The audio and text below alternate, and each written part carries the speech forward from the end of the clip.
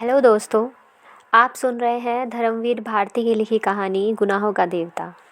ये कहानी है सुधा और चंदर की। चंदर और सुधा बहुत अच्छे दोस्त हैं। एक दूसरे से हर बातें शेयर करते हैं। सुधा कोई भी काम चंदर से पूछे बिना नहीं करती। सुधा चंदर को अपने पिता डॉक्टर शुक्ला का एक निबंध टाइप कराने के लिए मिस डिक्रूज़ के यहाँ भेजती है, जहाँ चंदर मिस डिक्रूज़ और उसके भाई बर्टी से मिलता है। उसे बर्टी का व्यवहार बहुत अजीब सा लगता है और वह बस जल्दी से निबंध टाइप करा के वहाँ से चला जाता है। अब आगे। सुधा का कॉलेज बड़ा एकांत और खूबसूरत जगह बना हुआ था। दोनों ओर ऊंची सी मेड़ और बीच में से कंकड़ के खूबसूरत घुमावदार सड़क। दाईं ओर चने और गेहूं के खेत, बेर और सहतूत के झाड़ और बाईं ओर ऊंचे ऊंचे टीले और ताड़ के लंबे लंबे पेड़। शहर से काफ़ी बाहर देहात का सा नज़ारा, और इतना शांत लगता था कि यहाँ कोई उथल पुथल, कोई शोरगुल है ही नहीं। जगह इतनी हरी भरी कि दर्जों के कमरों के पीछे ही महुआ चूता था और लंबी लंबी घास की दुपहियों के नीले फूलों की जंगली लतरें उलझी रहती थी। और इस वातावरण ने अगर किसी पर सबसे ज़्यादा प्रभाव डाला था तो वह थी गेसु। उसे अच्छी तरह मालूम था कि बांस के झाड़ के पीछे किस चीज़ के फूल हैं। पुराने पीपल पर गिलोय की लतर चढ़ी है और करौंदे के झाड़ के पीछे एक शाही की मांद है। नागफनी के झाड़ के पास एक बार उसने एक लोमड़ी भी देखी थी। शहर के एक मशहूर रईस साबिर हुसैन कामजी की वह एक सबसे बड़ी लड़की थी। उसकी माँ, जिन्हें उसके पिता अदन से ब्याह कर लाए थे, शहर की मशहूर शायरा थी। हालांकि उनका दीवान छपकर मशहूर हो चुका था, मगर वह किसी भी बाहरी आदमी से कभी मिलती जुलती नहीं थी। उनकी सारी दुनिया अपने पति और अपने बच्चों तक सीमित थी। उन्हें शायराना नाम रखने का बहुत शौक था। उन्होंने दोनों लड़कियों के नाम गेसु और फूल रखा था और अपने सबसे छोटे बेटे का नाम हसरत। हाँ, अपने पतिदेव साबिर नाम के हुक्के से बेहद चिढ़ती थी और उनका नाम उन्होंने रखा था आतिश फिजा। घास, फूल, लतर और शायरी का शौक गेसु ने अपनी माँ से विरासत में पाया था। किस्मत से उसका कॉलेज भी ऐसा मिला जिसमें दर्जों की खिड़कियों से आम की साकें झांका करती थी। इसलिए हमेशा जब कभी मौका मिलता था, क्लास से भागकर गेसु घास पर लेटकर सपने देखने की आदी हो गई थी। लतरों की छां में जाकर ध्यान योग की साधना में उसकी एकमात्र साथिन थी सुधा। आम की घनी छां में, हरी हरी धूप में दोनों सिर के नीचे हाथ रखकर लेटी रहती और दुनिया भर की बातें करती। बातों में छोटी से छोटी और बड़ी से बड़ी किस तरह की बातें करती थी, यह वही समझ सकता है जिसने कभी दो अभिन्न सहेलियों की एकांत वार्ता सुनी हो। गालिब की शायरी से लेकर उसके छोटे भाई हसरत ने एक कुत्ते का पिल्ला पाला है, यह गेसु सुनाया करती थी। और शरत के उपन्यासों से लेकर यह कि उसकी मालिन ने गिलेट का कड़ा बनवाया है, यह सुधा बताया करती थी। दोनों अपने अपने मन की बातें एक दूसरे को बता डालती थी और जितना भावुक, प्यार, अनजान और सुकुमार दोनों का मन था, उतनी ही भावुक और सुकुमार दोनों की बातें। हाँ, भावुक सुकुमार दोनों ही थी, लेकिन दोनों में एक अंतर था। गेसु शायर होते हुए भी इस दुनिया की थी और सुधा शायर न होते हुए भी कल्पना लोक की थी। गेसु झाड़ियों में से कुछ फूल चुनती तो उन्हें सूंघती, उन्हें अपनी चोटी में सजाती और उन पर चंद शेर कहने के बाद भी उन्हें माला में पिरोकर अपनी कलाई में लपेट लेती। सुधा लतरों के बीच में सिर रखकर लेट जाती और निर्निमेष पलकों से फूलों को देखती रहती और आंखों से न जाने क्या पीकर उन्हें उन्हीं के डालों पर फूलता हुआ छोड़ देती। गेसु हर चीज़ का उचित इस्तेमाल जानती थी। किसी भी चीज़ को पसंद करने या प्यार करने के बाद अब उसका क्या उपयोग है, क्रियात्मक यथार्थ जीवन में उसका क्या स्थान है, यह गेसु खूब समझती थी। लेकिन सुधा किसी भी फूल के जादू में बंध जाना चाहती थी, उसी की कल्पना में डूब जाना जानती थी। लेकिन इसके बाद सुधा को कुछ नहीं मालूम था। गेसु की कल्पना और भावुक सूक्ष्मता शायरी में व्यक्त हो जाती थी, अतः उसकी ज़िंदगी में काफ़ी व्यवहार्यता और यथार्थ था। लेकिन सुधा, जो शायरी नहीं लिख सकती थी, अपने स्वभाव और गठन में खुद ही एक मासूम शायरी बनकर रह गई थी। वह भी पिछले 2 सालों में तो सचमुच ही इतनी गंभीर, सुकुमार और भावनामयी बन गई थी कि लगता था कि सूर के गीतों से उसके व्यक्तित्व के रेशे बुन गए हैं। लड़कियां गेसु और सुधा के इस व्यवहार और उनकी अभिन्नता से वाकिफ थी, और इसलिए आज जब सुधा की मोटर आकर साइबान में रुकी और उसमें से सुधा और गेसु हाथ में फाइल लिए उतरी, तो कामनी ने हंसकर प्रभा से कहा, लो, चंदा सूरज की जोड़ी आ गई। सुधा ने सुन लिया, मुस्कुराकर गेसु की ओर और फिर कामनी और प्रभा की ओर देखकर हंसती। सुधा बहुत कम बोलती थी, लेकिन उसकी हंसी ने उस खुश मिजाज साबित कर रखा था और वह सभी को प्यारी थी। प्रभा ने आकर सुधा के गले में बाँह डालकर कहा, गेसु बानो, थोड़ी देर के लिए सुधा रानी को हमें दे दो। जरा कल के नोट्स उतारने हैं इनसे पूछकर। गेसु हंसकर बोली, उसके पापा से तय कर ले, फिर तू सारी जिंदगी भर सुधा को पाल पोस, मुझे क्या करना है। जब सुधा प्रभा के साथ चली गई तो गेसु ने कामिनी के कंधे पर हाथ रखकर कहा, कम्मो रानी, अब तो तुम ही हमारे हिस्से में पड़ी, आओ चलो देखे लतर में कुंदरू है। कुंदरू तो नहीं, अब चने का खेत हरिया रहा है, कम्मो बोली। गृह विज्ञान का पीरियड था और मिस उमालकर पढ़ा रही थी। बीच की कतार की एक बेंच पर कामनी, प्रभा, गेसु और सुधा बैठी थी।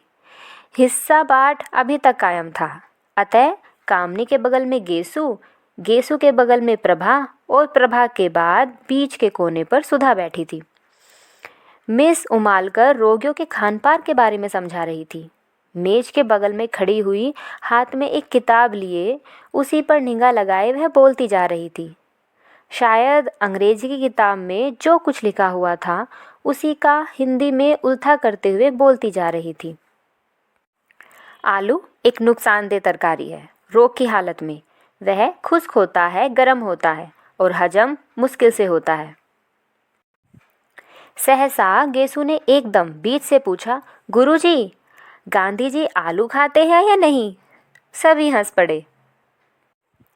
मिस उमालकर ने बहुत गुस्से से गेसु की ओर देखा और डांट कर कहा, why talk about Gandhi? I want no political discussion in class. इस पर तो सभी लड़कियों की दबी हुई हंसी फूट पड़ी। मिस उमालकर झल्ला पड़ी और मेज पर किताब पटकते हुए बोली, साइलेंस। सभी चुप हो गए। फिर उन्होंने पढ़ाना शुरू किया। जिगर के रोगियों के लिए हरी तरकारियां बहुत फ़ायदेमंद होती हैं। लौकी, पालक और हर किस्म के हरे साग तंदुरुस्ती के लिए बहुत फ़ायदेमंद होते हैं।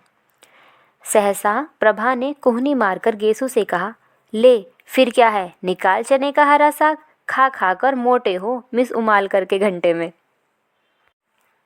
गेसु ने अपने कुर्ते की जेब से बहुत सा साग निकालकर कामिनी और प्रभा को दिया। उमालकर अब शक्कर के हानि लाभ बता रही थी। लंबे रोग के बाद रोगी को शक्कर कम देनी चाहिए। दूध या साबूदाने में ताड़ की मिश्री मिला सकते हैं। दूध तो ग्लूकोज के साथ बहुत स्वादिष्ट लगता है। इतने में जब तक सुधा के पास साग पहुंचा तो फौरन मिस उमालकर ने देख लिया। वह समझ गई कि यह शरारत गेसु की होगी। मिस गेसु, बीमारी की हालत में दूध काहे के साथ स्वादिष्ट लगता है? इतने में सुधा के मुंह से निकला, साग काहे के साथ खाएं? और गेसु ने कहा, नमक के साथ। नमक के साथ? मिस उमालकर ने कहा, बीमारी में दूध नमक के साथ अच्छा लगता है? खड़ी हो, कहाँ था ध्यान तुम्हारा? मिस उमालकर का चेहरा मारे गुस्से के लाल हो रहा था। क्या बात कर रही थी तुम और सुधा? गेसु, सुन, अच्छा तुम लोग क्लास के बाहर जाओ और आज हम तुम्हारे गार्जियन को खत भेजेंगे। चलो जाओ यहाँ से। सुधा ने कुछ मुस्कुराते हुए प्रभा की ओर देखा और प्रभा हंस दी। गेसु ने देखा कि मिस उमालकर का पारा और भी चढ़ने वाला है तो वह चुपचाप किताब उठाकर चल दी। सुधा भी पीछे पीछे चल दी। कामिनी ने कहा, खत वत भेजती रहना सुधा, और क्लास ठाठाकर हंस पड़ी। मिस उमालकर गुस्से में नीली पड़ गई। क्लास अब खत्म हुई और रजिस्टर उठाकर चल दी।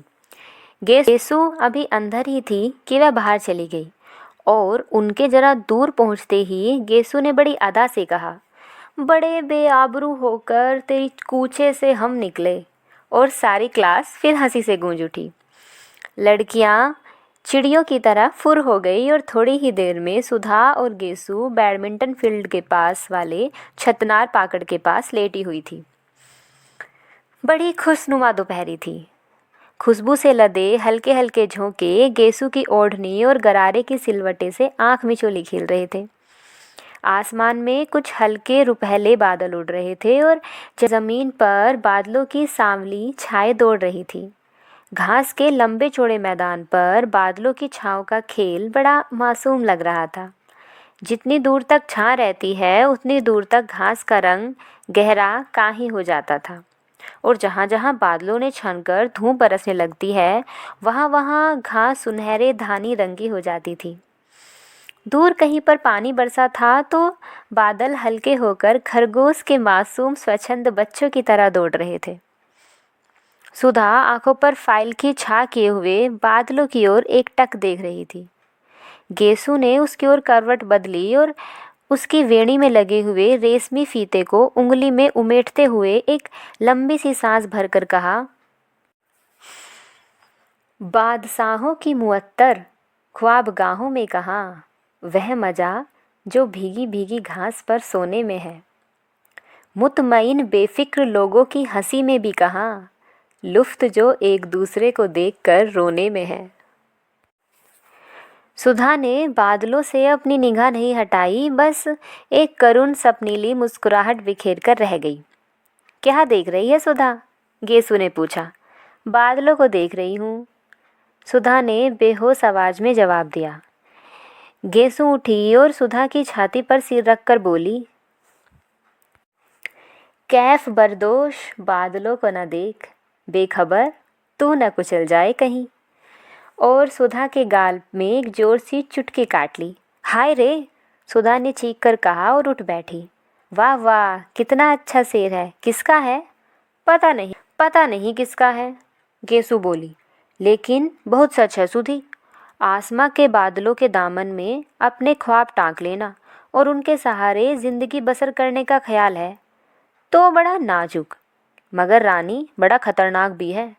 आदमी बड़ी ठोकरें खाता है। इससे तो अच्छा है कि आदमी को नाजुक ख्याली में साबिरा ही ना पड़े।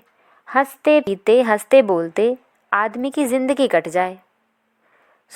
सुधा ने अपना आंचल ठीक किया और लटों में से घास के तिनके निकालते हुए कहा, गेसु, अगर हम लोगों को भी शादी ब्याह के झंझट में ना फंसना पड़े और इसी तरह दिन कटते जाएं तो कितना मजा आए।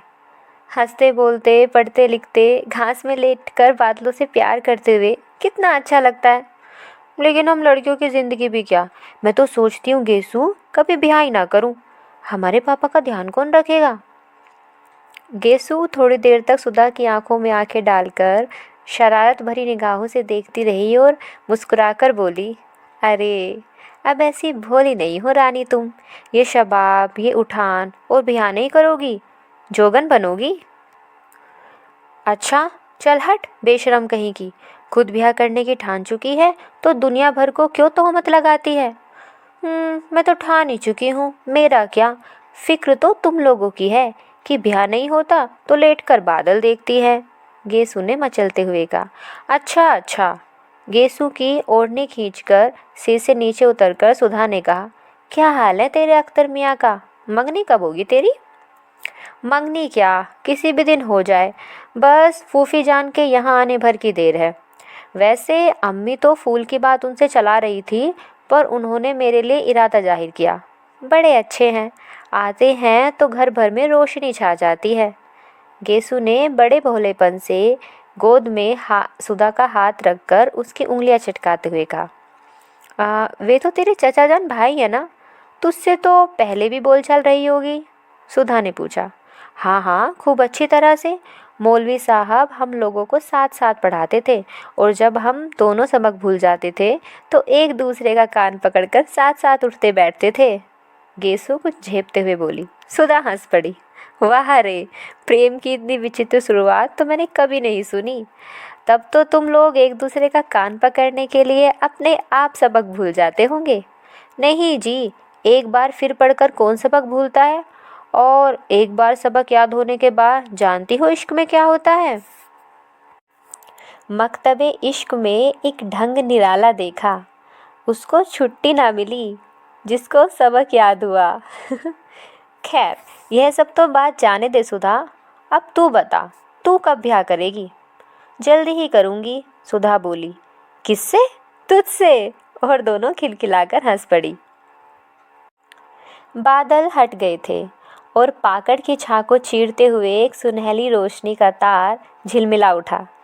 हंसते वक्त गेसु के कान के टाप चमक उठे तो सुधा का ध्यान उधर खिंच गया। ये कब बनवाए तूने? बनवाया नहीं। ओ, तो उन्होंने ही दिए होंगे। क्यों? गेसु ने शर्माकर सिर हिला दिया। सुधा ने उठकर हाथ से छूते हुए कहा, कितने सुंदर कमल हैं। वाह। क्यों गेसु, तूने सचमुच के कमल देखे हैं? नहीं, मैंने देखे हैं। कहाँ? असल में 5-6 साल पहले तक तो मैं गांव में रहती थी ना। ऊंचाहार के पास एक गांव में मेरी बुआ रहती है। बचपन से मैं उन्हीं के पास रहती थी। पढ़ाई की शुरुआत मैंने वहीं की और 7वीं तक वहीं पढ़ी थी। तो वहाँ मेरे स्कूल के पीछे के पोखरे में बहुत से कमल थे। रोज़ शाम को मैं भाग जाती थी और तालाब में घुसकर कमल तोड़ती और घर से बुआ एक लंबा सा सांटा लेकर गालियाँ देती हुई आती थी मुझे पकड़ने के लिए। जहाँ वो किनारे पर पहुँचती तो मैं कहती, अभी डूब जाएंगे बुआ, अभी डूब जाएंगे। तो बहुत रबड़ी मलाई का लालच देकर मिन्नतें करती कहती, निकल आओ। तो मैं निकलती थी। तुमने तो कभी देखा नहीं होगा हमारी बुआ को। नहीं, तूने कभी दिखाया ही नहीं। इधर बहुत दिनों से आई नहीं है ना वे, आएंगी तो दिखाऊंगी तुझे। और उनकी एक लड़की है, बहुत प्यारी है, बड़े मज़े की है। उसे देखकर तो तुमसे बहुत प्यार करोगी। वो तो अब यहाँ आने वाली है, अब यहीं से पढ़ेगी। अच्छा, किस दर्जे में पढ़ती है? प्राइवेट विदुषी में बैठेगी इस साल। खूब गोल मटोल और हंसमुख है, सुधा बोली। इतने में घंटा बोला और गेसु ने सुधा के पैर के नीचे दबी हुई अपनी ओढ़नी खींची। अरे, अब आखिरी घंटे में जाकर क्या पढ़ोगी? हाजिरी तो कट ही गई। अब बैठो यहीं, बातचीत करें आराम से, सुधा ने अलसाने स्वर में कहा और खड़ी होकर एक मदमाती हुई अंगड़ाई ली। गेसु ने हाथ पकड़कर उसे बैठा लिया और बड़ी गंभीरता से कहा, देखो, ऐसी अर-ओसी अंगड़ाई न लिया करो, इससे लोग समझते हैं कि अब बचपन करवट बदल रहा है। धत। बेहद झेपकर और फाइल में मुंह छुपाकर सुधा बोली, लो, तुम मजाक समझती हो? एक शायर ने तुम्हारी अंगड़ाई के लिए कहा है। कौन ले रहा है अंगड़ाई? आसमानों को नींद आती है। वाह, सुधा बोली। अच्छा गेसु, आज बहुत से शेर सुनाओ। अच्छा, तो सुनो। एक रिदाई तीरगी है और खाबे कायनात, डूबते जाते हैं तारे, भीगती जाती है रात। पहली लाइन से क्या मतलब है? सुधा ने पूछा। रिदाई तीरगी के माने हैं अंधेरे की चादर और खाबे कायनात के माने हैं जिंदगी का सपना। अब फिर सुन शेर। एक रिदाई तीरगी है और खाबे कायनात, डूबते जाते हैं तारे, भीगती जाती है रात। वाह, कितना अच्छा है। अंधकार की चादर है, जीवन का सपना है। तारे डूबते जाते हैं, रात भीगती जाती है। गेसु, उर्दू की शायरी तो बहुत अच्छी है। तो तू खुद उर्दू क्यों नहीं पढ़ लेती? गेसु ने कहा। चाहती तो बहुत हूँ, पर निभ नहीं पाता। किसी दिन शाम को आओ सुधा, तो अम्मी जान से तुझे शेर सुनवाए। ये ले, तेरी मोटर तो आ गई। सुधा उठी और अपनी फाइल उठाई। गेसु ने अपनी ओढ़नी झाड़ी और आगे चली। पास आकर उचक कर उसने प्रिंसिपल का रूम देखा। वह खाली था। उसने दाई को खबर दी और मोटर पर बैठ गई। गेसु बाहर खड़ी थी। चल, तू भी चल। नहीं, मैं गाड़ी पर चली जाऊंगी। अरे चल ना, गाड़ी 4:30 बजे आएगी। अभी घंटा भर है, घर पर चाय पियेंगे, फिर मोटर पहुंचा देगी। जब तक पापा नहीं है तब तक जितनी चाहे कार घिसो। गेसु भी कार में बैठी और कार चल दी।